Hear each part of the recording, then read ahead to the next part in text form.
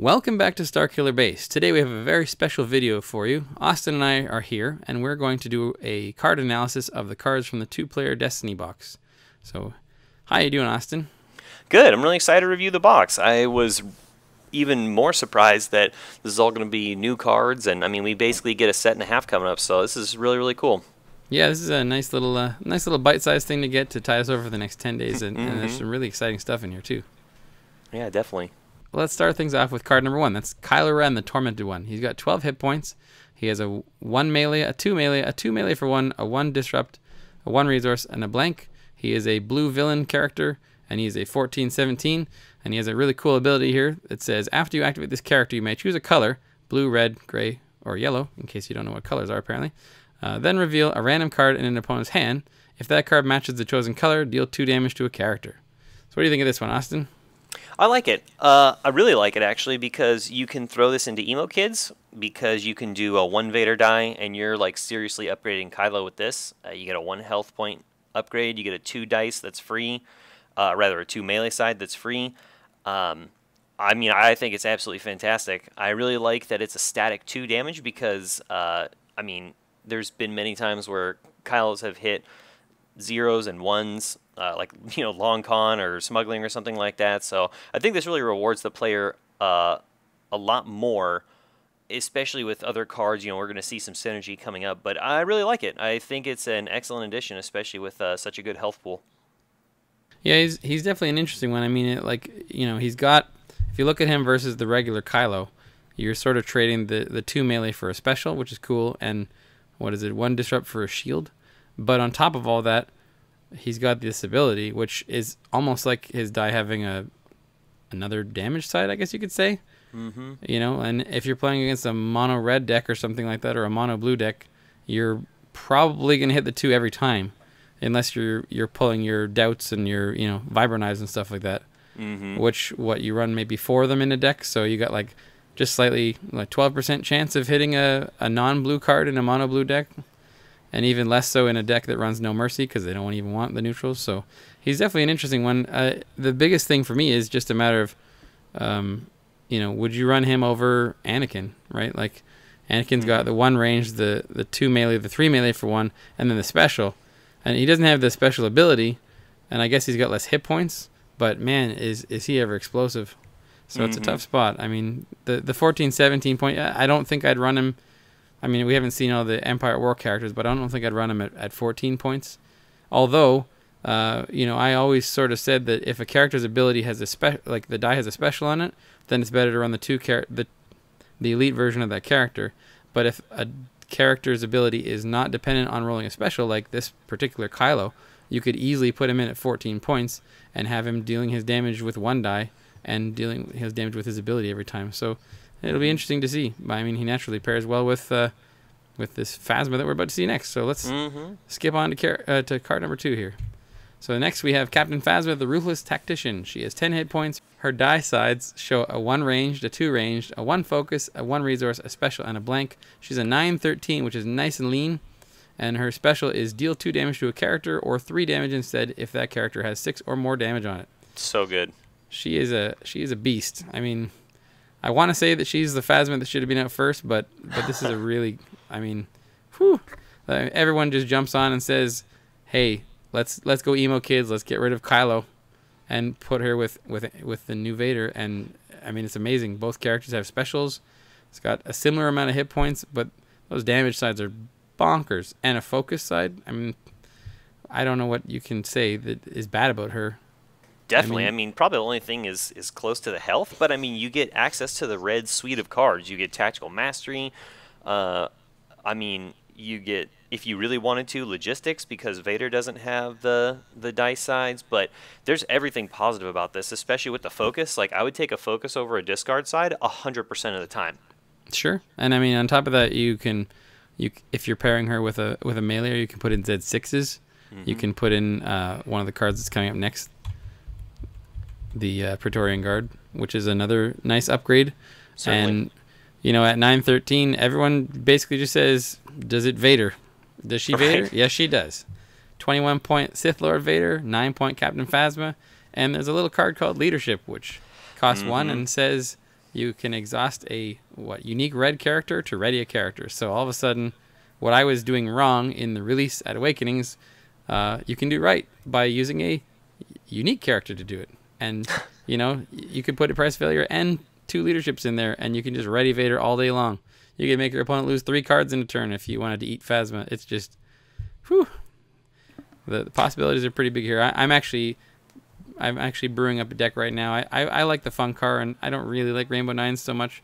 But I was thinking First Order Trooper, Elite Phasma, and FN, and just go mono red. I mean, there's enough, particularly now with this release, there's enough interesting red weapons that it's actually not that hard to do. And I mean, I even looked at following the Rainbow Nines kind of formula with the weighting of weapons to events to die control and that sort of stuff. And there's actually some really interesting additions to a deck like that in this box that we'll talk about later. Yeah, definitely. I really I was hoping that she was going to be a 9/12, because if that was the case, she would pair perfectly with Aura, and that would go immediately into my Aura Sing Phasma deck. Power creep, man. Yeah, I want it so bad, but I don't blame you. no. So yeah, there's a lot of options. Her cost is awesome, and just her die sides are super relevant, which I like. All of those you're going to want. I mean, there's pretty much no disappointing sides on that, because depending on what list you run her in, I mean, you could do it with, I mean, even Unkar or maybe some other yellow, where you can just bam do bait and switch, and now you're at 2 damage. I mean, there's a lot of good possibilities. You could probably do her elite with Django. I don't know. I've heard talk about that one actually. Yeah. Yeah, I mean, it's all ranged, and you get silly amounts of activations. Again, you get access to the red card. So yeah, I just have not enough good things to say about this character. She's outstanding, and I would have loved to have seen her first also. All right, let's move on to card number 3, Droid Commandos. This is a 4-cost support droid. The die sides are a 2 ranged, a 3 ranged, a 3 ranged for 1, a 2 discard, a special, and a blank, and the special reads deal 1 damage to any number of characters. Kind of an interesting one, I suppose. It's not a vehicle, so it can't get rocket launched, which is kind of cool. I think I remember seeing something, the EMP grenades or something like that can actually take out droids now, so we gotta watch out for that if you're running droid commandos. But I mean, those die sides are pretty beefy. I mean, that's 4 damage sides. The 2 discard, less interesting, but I mean, if you can run a deck that can put out some supports, that is a nice die to buy. Definitely. I think the only problem with this card for me is that it's so expensive, and you're looking at a 50-50 on damage. The special, in my opinion, like, I wouldn't say it's worthless, but I really don't like it. I would honestly sooner run Bazine Natal from our last review of just special 3 damage from a claim, or 3 damage from a focus early, like dealing 1 damage to each character. I mean, you could just run Baze instead and get the same incredibly disappointing result. It's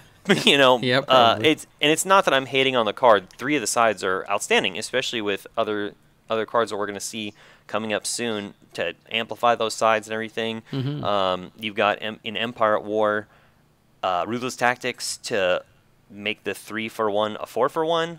So I mean, there's really good options with it, but I just don't see this as being part of a mill opportunity with the 2.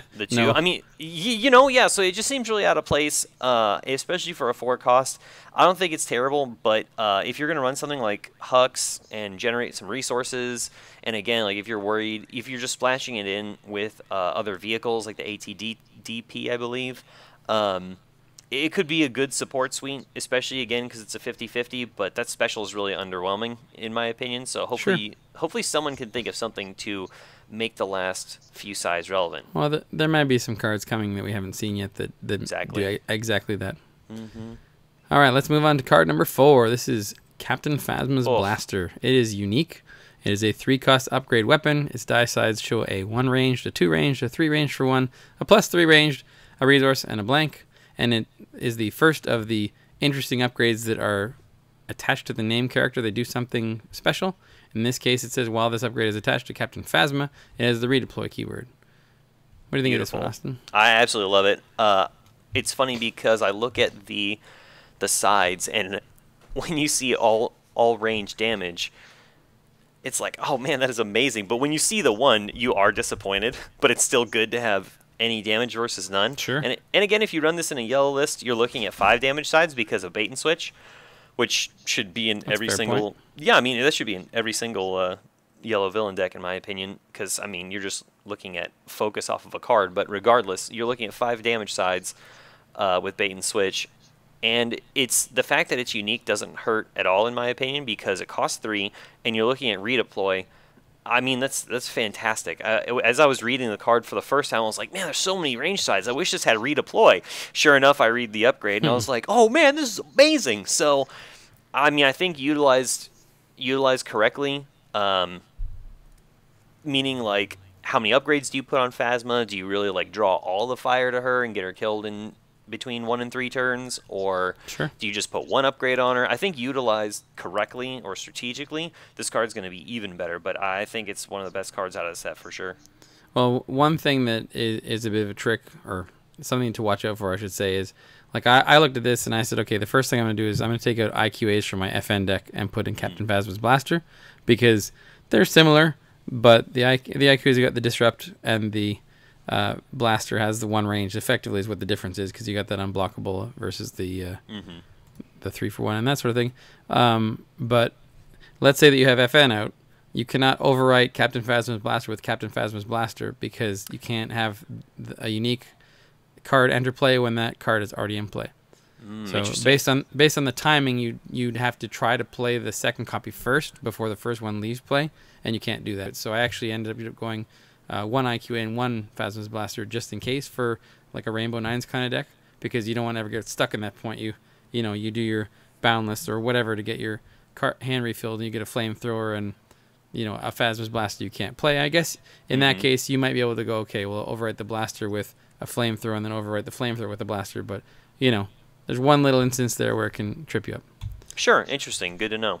Okay, so let's move on to card number 5 here. We have the 2-cost Praetorian Guard. It is an upgrade ability. Its die side show a 1 melee, a +2 melee, a 1 shield, a 1 resource, and a blank. It is villain red, and it gives the attached character the Guardian keyword. So there's Pocket Guardians. My first comparison, of course, is Personal Escort versus Praetorian Guard. 1 resource for that die basically is the difference between the two, and there's no doubt in my mind that die is worth a resource.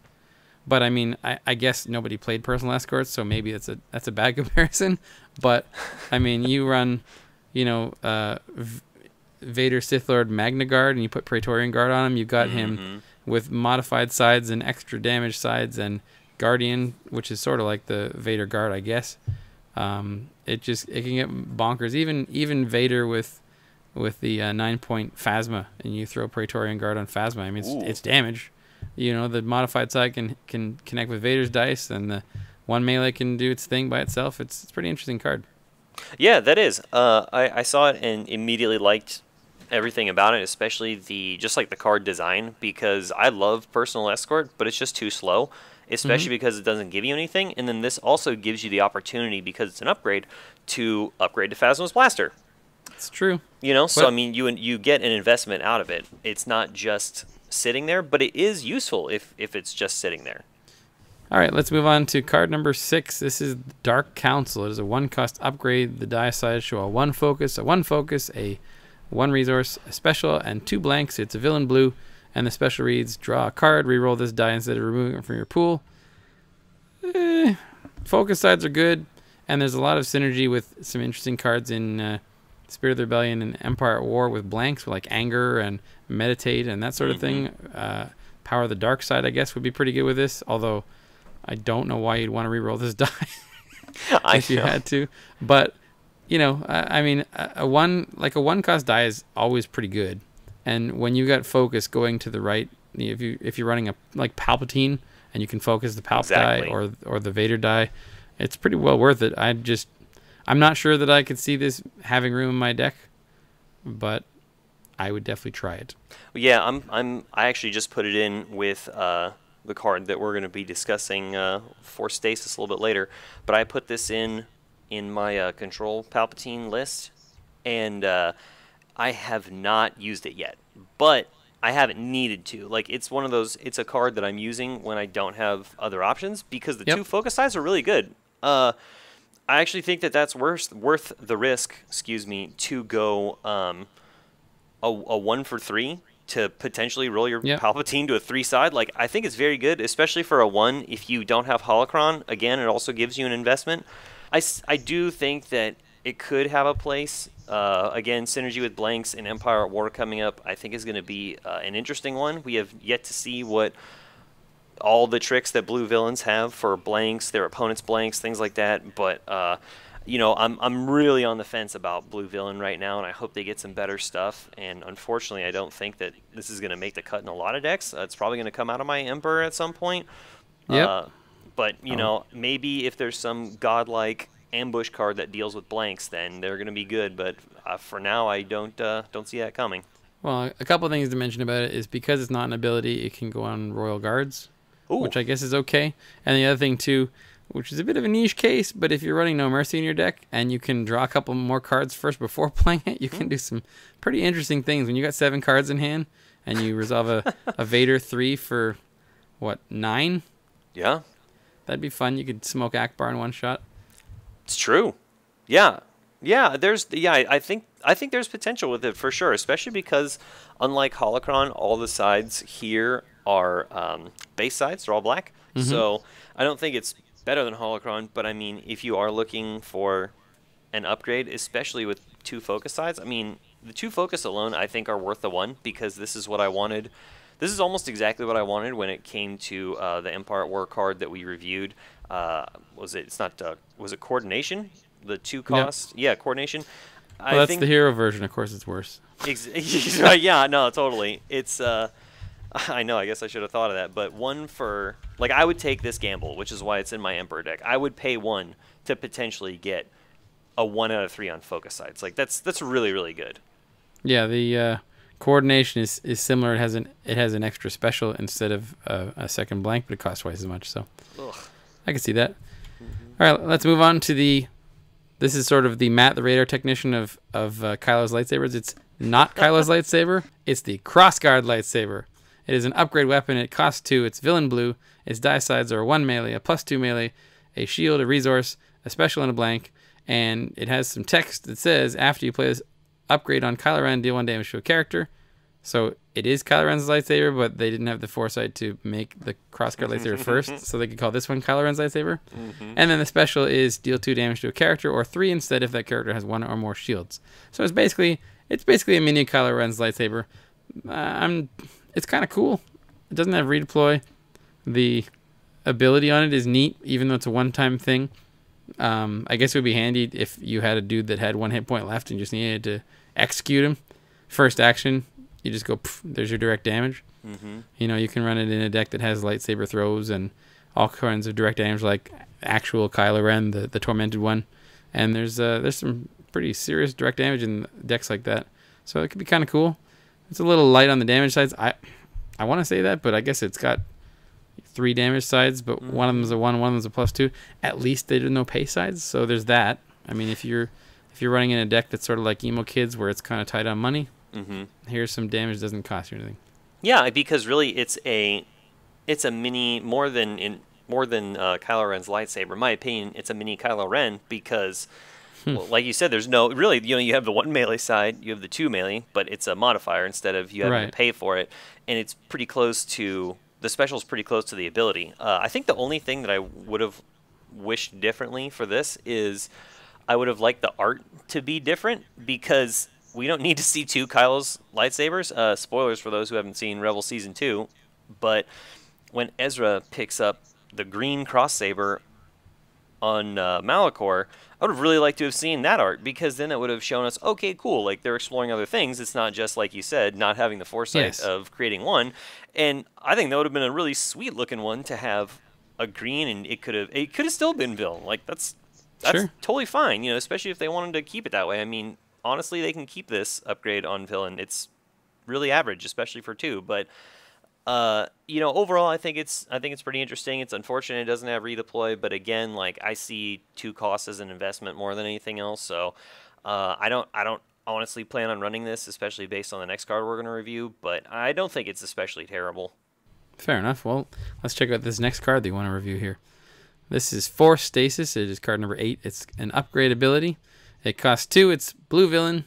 The die sides are a 1 disrupt, a 1 shield, a 1 resource, a special, and a blank. It's blue character only because that's what upgrade abilities do.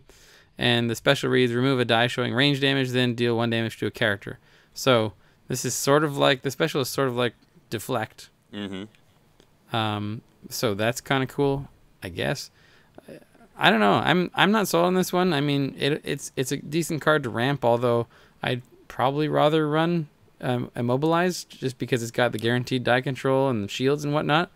I mean, if you run into a melee deck, then this is 50% blank rather, and the 3 sides that aren't blank are really not that interesting. So I'm not sure. What do you think of this one?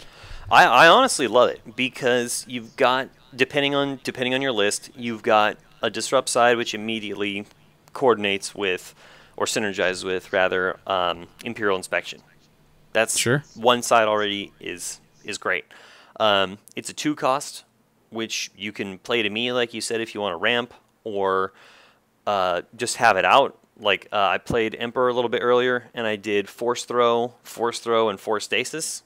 In another game, I had Force Throw, Stasis, and Lure of Power. So you just cover all your bases. Like it's not a singular control card because of I view it more as Force Throw than Deflect. Also, again, depending on your list, if your opponent removes one of your base sides, you can throw the modifier that you like, the Captain Phasma modifier. You remove your own, deal 1 damage to a character, just finish them off. So, yeah, that is a little bit more situational. Oh, I see. You're talking about removing your own range damage side, like modify range damage side just to plink a guy for damage. Got it. Okay. Because if it's not going to be useful for anything else, it's like if you're at max shields and you throw your shield side with your own Force Throw. Yeah. Wouldn't you gladly pay 1 more for a Force Throw instead of this card? Porque no los dos. I mean, that's my thing. Is I had 1 or 2 Force Throws out with this. It's just more control. I mean, I see it as being beneficial, but only time will tell as far as more play testing. But with all the ranged damage that we're going to be seeing, especially from supports, I mean, I don't know if I've seen any supports that have melee sides yet. So there's a strong possibility that this is going to be a relevant card, and I think the thing that I like about it the most is the 2 special sides. That's how it's a good control card, because Force Throw has the same thing. And I started the game hating Force Throw, and I still kind of stand by that, but in a different way. Meaning, I had to recognize that Force Throw was a control card. Everyone else saw it as an offensive card, like, oh yeah, you can do their damage back to them. But when you roll out the special, the game completely freezes. Oh yeah. People don't want to roll in. Like some people just pass entirely and go, okay, well, I'm going to claim. They would just rather ignore that entirely, and now you can do your entire turn. So I just see this as another control option, and we'll see how good it is. All right, next up, we have card number 9. It is Jedi Rival. It is a 1-cost villain blue upgrade. It is a title. It says after you activate attached character, you may remove 1 shield from a character. So there's more shield hatred for you. I don't like this one. I mean, if you're running Vibro Knives and that Vibro Axe that removes shields before you resolve the die, or Intimidate, or whatever, I mean, like, if your opponent isn't running shields, then this is nothing. It's a 1-cost resource investment holder for your character and does nothing else. I'm not a fan. I do like the art, though. Oh, most definitely. Art's beautiful. I think, really, again, to keep it real succinct, this is basically a starter card for this. Not... Sure. Because of Rey having the shield ability that, we're going to discuss that in a little bit, this is just a direct counter to that, and it's a direct counter to, again, the next battlefield that's going to come up for basically the Blue Hero ones, Obi-Wan's hut. So it's a direct counter for this. It's never going to see play in the meta, especially with... I mean, I think it's neat that they have a title, but overall, I agree. It's just not as high impact, other than just having higher, maybe medium to low impact in only this set to keep Rey's blink damage at bay. That's really it. All right, card number 10 here. We have Armored Support. It's a 1-cost support. It's red. It's villain. It is an action. Exhaust this support to reroll one of your red dice. If that die rolls damage, melee or ranged, I don't know why they keep specifying that, deal 1 damage to a character. I think this one is really interesting. It reminds me of that yellow one that you reroll it, and if you hit a resource, you get a resource. But I mean, like, there are so many red dice with damage on them, and I mean, all you need to do is reroll, like the Z6, let's say. You roll it in, you hit a blank, you reroll it, you hit a blank, as always happens, and then you go, okay, let me use Armored Support. You just turned your 2 melee into effectively 3 damage, or your 3 into 4, or whatever. You don't even have to resolve it. It's just, bam, 1 damage. And you can have 2 of them out. I think that's pretty cool. I mean, if you can afford to do it, it is a little bit slow, but in the current meta, you know, like FN decks take forever. Your opponent claims and they've got 19 actions to go still anyway, so just take your time. Why not, right? Yeah, really. I think it's just probably as a point of clarification, if I had to guess, if they say if the die rolls damage, there are some special sides that say do damage, like Phasma, Lightsaber special. Yeah. I mean, like, just to clarify, especially I think for new players, then it just shows them, like, we're not talking about doing damage, like, they're just talking about the symbols. But I agree entirely, and I think it's cool that it's for villain. You're especially looking at vehicles, which is on the card. They're saying, please play this with vehicles with no modified sides. So, Yes, yeah, overall, I think it's villains really good. needed the help, right? Oh, yeah. Oh, man. Especially red villains. They don't have It's enough about action. time. Yeah, it's about time. It's about darn time. Yeah, no, totally. I think it's good. I don't know if it's going to be competing for a lot of other stuff.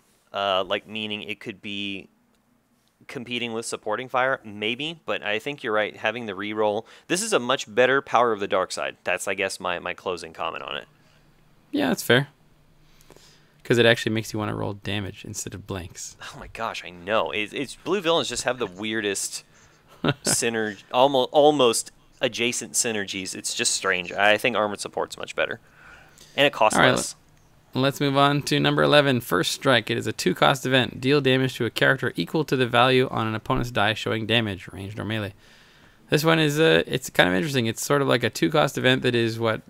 Reversal. It's almost like yeah, I guess it's kind of like reversal, except it doesn't remove the die. I was gonna say it was like Chewy special. Oh, that's smart. Because, you know, if I've got a 3 melee damage showing, you can hit me for 3 first, but then I'm hitting you for 3 back. So it's kind of neat. I think it's expensive, so I don't know if you'll see play. I mean, reversal is so much better than that, Agreed. and it only costs 1 more. So, That's my entire comments on it too. Is I would rather pay 1 more and run reversal, or I'd rather pay 1 more and run force throw. This is, in my opinion, a kind of sloppy execute. Like, this is a very I lost the battleground. My opponent claimed the last round. Their character has, between 1 and 3 health on it. Boy, I sure hope they roll between a 1 and 3. Like, yeah. I mean, that's probably the best case scenario, that you can, like, finish them off. But overall, I think this card is actually garbage because it doesn't remove the dice, and that is, it doesn't even, like, turn it to a. I think what would have been really cool is deal, because we saw the ion rifle for Empire at War that says, like, hey, you can spend a card, discard a card, and increase the value. This doesn't even, like, spin down the value of the dice after doing the damage. You waste upgrade money on it. It's not even defensive. It doesn't remove it. I absolutely can't stand it. Well, I will say, when General Huck comes in, this is a 0 if you're resolving with his special. So yeah, but then you got to roll a special. Sure, no problem. I got it. Well, if you think this card is bad, if you don't consider Hux, wait until we get to Mobilize. Oh, I know. Well, no. I think Hux is good. It's just this card doesn't, in my opinion, just doesn't offer enough for Fair what enough. you're paying for. Like, again, I only see it as an execute, but I'm sure that someone else will find, a much better way to play this, like maybe inside of some action cheating or something. But I would rather have the focus on the Hux die rather than the special, especially if you're going to be running someone like TIE Pilot or Veers or whatever. That's solely me. Just because it doesn't remove the dice or deal with damage mitigation, I just don't like it. All right, let's move on to card number 12. I Have You Now, not to be confused with We Have Them Now. It is a 1-cost event. It is neutral red, and it says turn a die to a side showing damage, ranged or melee. So it's sort of like a kind of like a use the force for red, I guess. And I suppose technically you could play it with first strike to finish the guy off. If they rolled a blank, you could tactical mastery, and then I have you now to a 3 melee, and then first strike to kill the guy or something weird like that. But only costs $4. I don't know. It's a bargain. Bargain, sir. Yeah, Save your pennies. I should have known. Yeah, and then with Hux and 4 specials, then it's all 0. Exactly. No, Hux with cunning. Yeah. Hux all specials. Oh my gosh, that's so weird. Honestly, I love I Have You Now. It's a combination of aim and use the force, like you said. It's a neutral red, so I mean, you're looking at rocket launchers, Z6, natural high-cost sides, like even droid commandos, ATST. There's a lot of great stuff. You don't have to spot anything. There's no insane requirements. You just have to have a red character. I think it's great. And there's actually situations where, as strange as it sounds, it actually would be useful to use on your opponent's dice to make them do less damage. Like, you could turn the new Vader special into a 1 range damage, or turn Poe's special into a 2 range damage. I would gladly take 2 damage over a thermal in my face. Oh, yeah. So, it's not bad. All right, let's move on to Imperial Envoy. It's an event. It is a 2 cost. Villain red, reveal 2 random cards in an opponent's hand. Sounds like probe. Then deal 1 damage to a character for each event and support just revealed.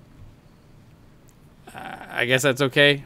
I would not pay 2 for this, so I'm thinking this is a Hux card because, good lord, it doesn't discard any of the cards.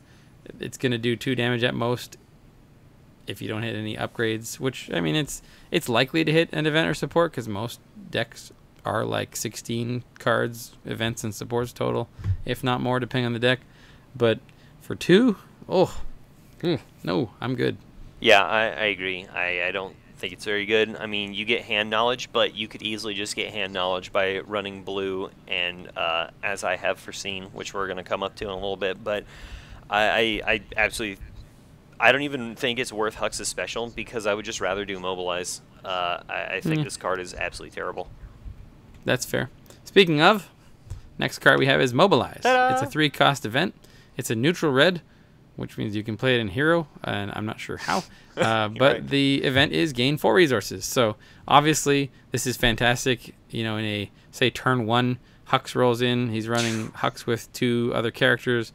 Hux's special, for those that don't know, is I believe it's play a red event, reducing the cost by the number of characters you have in play. So basically it is for 0, you can gain 4. I'm not sure we've seen anything that would make this usable in hero, which is not all that surprising. but yeah, I don't know. I guess you could use it with what's that? Our Only Hope, and hope to hit it and get 2 resources net off of it. But I mean, even that is not all that interesting.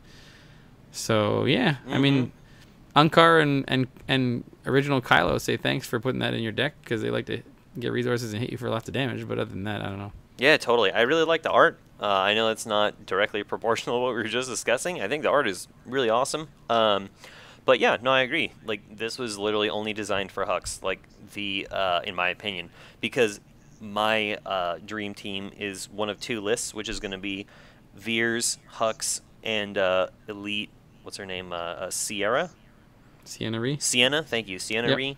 Or you can do her and TIE Pilot and Hux, which is really nice. I think I might go the TIE Pilot variant because then the dice can't be removed and all of them become a huge threat. But other than that, it's like that hero card. I was going to say One Day of Peace. That's the Yu-Gi-Oh one. At Peace to blank all the dice. I mean, that's a card that they are hoping that inexperienced hero players are going to use to play into villain to make the blank cards better. Like, it just, I don't understand why create that for hero other than trying to dupe hero players into playing even more terrible cards. But I only see Mobilize for Hux. I agree. I don't know how hero's going to use this. But again, we haven't seen all the Empire War cards yet. Well, I will admit every card that gives you economy advantage is a 1 resource difference, right? So this is like logistics and rage and that sort of stuff. The problem with this one is that without Hux, you can't afford to play it turn 1. You can't afford to play it early game because, for the love of God, you probably spent your money the first turn, so you don't have any coming in the second because you need dice. So, like like the long con. I don't like it because if you don't see it in both of them in the first 2 turns or so, it's a shame because you get 3 resources like turn 6 when you don't need them. So it's weird. So we are going to skip over the reprint cards like Tactical Mastery here because you've probably seen them before. And we'll move on to the next one, which is As I Have Foreseen. It is a 0-cost event. It is neutral blue. It is ambush, and it says look at each opponent's hand. So each opponent, meaning that it will work in multiplayer as well, which is kind of cool. I guess this is okay. I mean, it's 0 and it has ambush, which is good, but it's not particularly impactful. I'm sure that there will be some cool combo stuff to do with it. At first glance, I just go, if I had 32 slots, maybe, but in a 30-card deck, no. Yeah, I think, again, because this is a starter set, not a straight-up expansion, that this is really for Kylo. And just being able to see, okay, like, you're targeting colors, not specific cards, so you have a much higher chance to have some card knowledge. You see, okay, they have, negotiate, they have reversal, anything like that. You know, you get a sneak peek. I think the best parts are that it's 0 and it has ambush. Yeah. Also, depending on what, I mean, I have no idea what you do, like Royal Guard or something with Thrawn, so that you can guarantee a peek at their hand.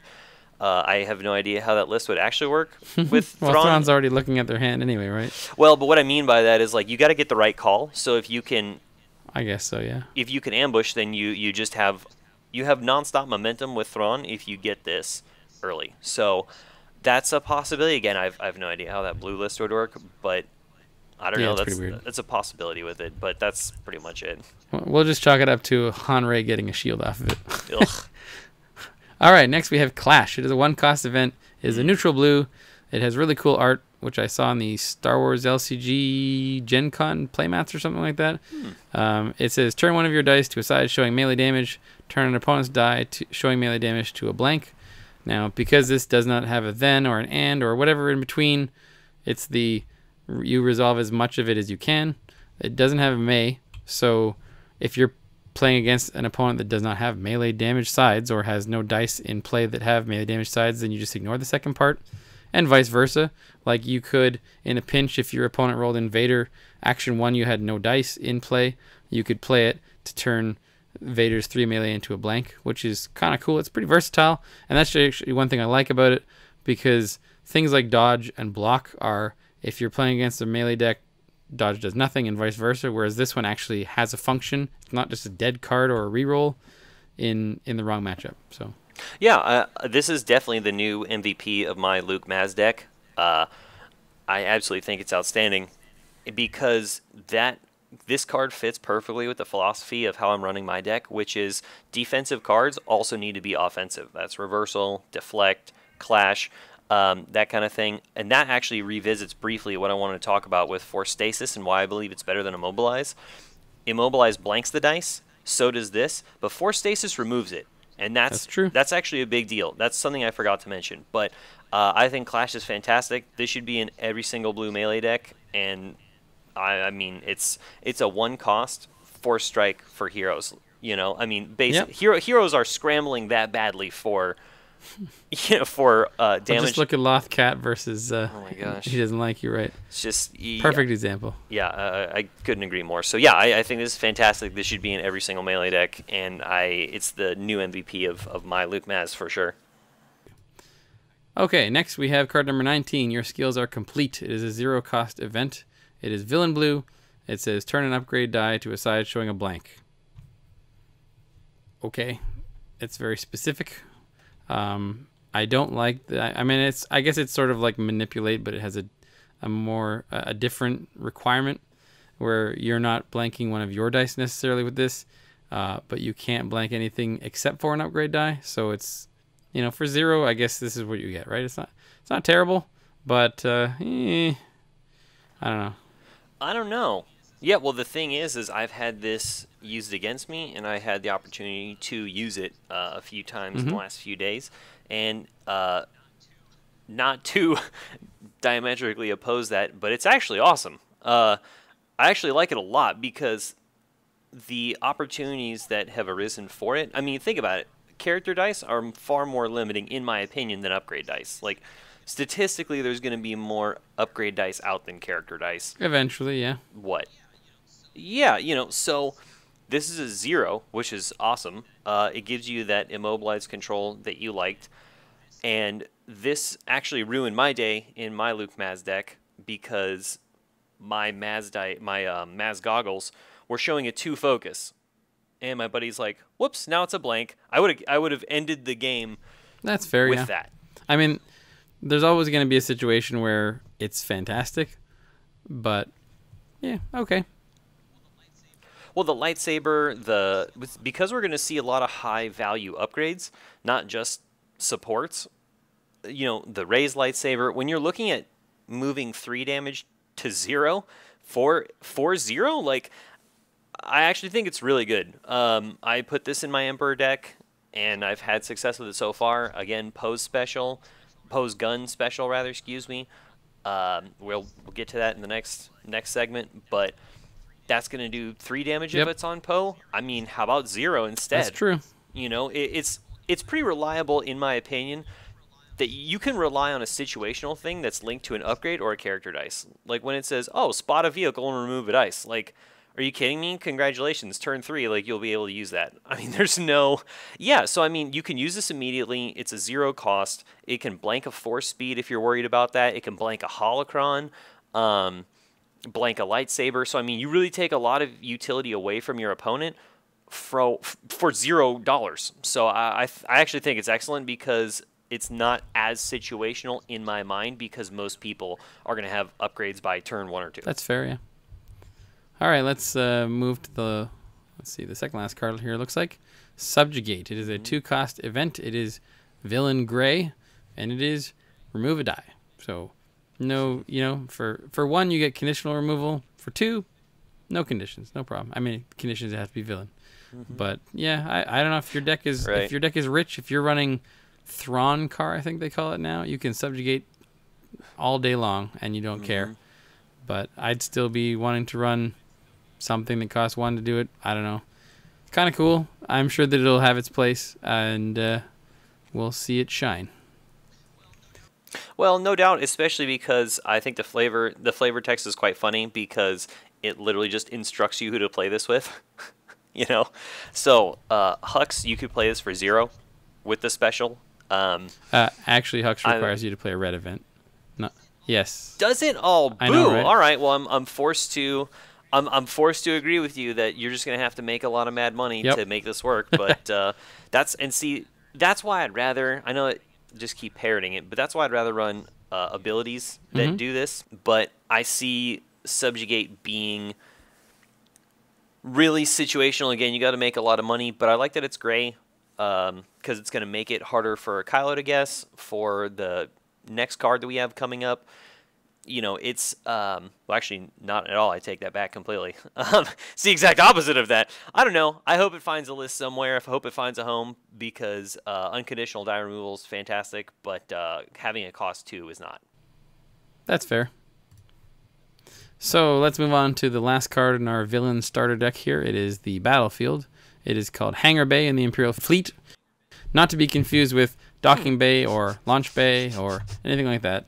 Hangar Bay. The claim effect is reveal the top card of an opponent's deck. If that card is an event or a support, deal 1 damage to a character. This one's kind of weird to me because, it's going to hit you as badly as it hits your opponent. Unless you're playing... I know that you can play a faster deck than them and claim all the time, but like I was thinking about Jedi Temple like that. I'm like, okay, here's what I'm going to do. I'm going to build a Jedi Temple deck. And I'm not going to put any events in my deck. And then you're claiming will do nothing to me, and I'm going to wreck you with it. Eat it. And then I'm like, why would I build a deck that doesn't have any events in it? That's just dumb. So, I don't know. Right. I mean, if this only hits supports, then you could easily build a deck that has no supports. But events, man, that's the bread and butter. I don't know. It's interesting. Yeah. I'm not a fan because it'll damage me as much as it damages my opponent. So unless you're running a fast deck, then I don't know. Like, why wouldn't you run Separatist Base instead? This is blockable conditional damage versus, unless maybe you're running a deck that has lots of shields and you don't want more shields from your claim ability because you're dumb, You just want to have the option of, okay, I'm going to block it with my shields, and you won't because you don't have shields. I don't know. Well, the thing is the difference between Hangar Bay and Separatist Base is that you choose where the damage goes, and Separatist Base, they choose where the damage goes.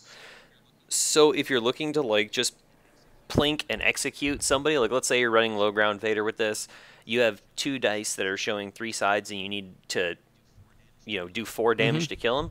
Awesome. You roll a blank and a special. Then if you have to, you can just snap claim and kill him. Except the top card of his dex can be an upgrade every time you try to do that, Austin. Every time. And you're going to go, true. God damn it, you're not wrong. Why wasn't I just doing anything else, like Throne Room? No, yeah, you're not wrong. Oh. It's very conditional, but again, like you said, events are the bread and butter of a deck, and I think this is just another victim of a medium to low power card for the benefit of people who are playing a starter, since this is just not a real expansion. Yeah. So that's my best guess on it, and it's a good way to get people's feet wet with a claim ability because it's very different. So while it's not going to go in any of my lists ever, I would definitely play this with a beginner, a beginning player. All right, well, that is the last card on the villain deck from the Destiny box here. So we're going to cut it off here, and then we're going to start another video, which is going to contain the hero side of things, which we will be recording in just a moment. So thanks for joining us, Austin. Absolutely. I hope everybody enjoyed the video. If you do, please like and subscribe, and we'll see you next time on Starkiller Base.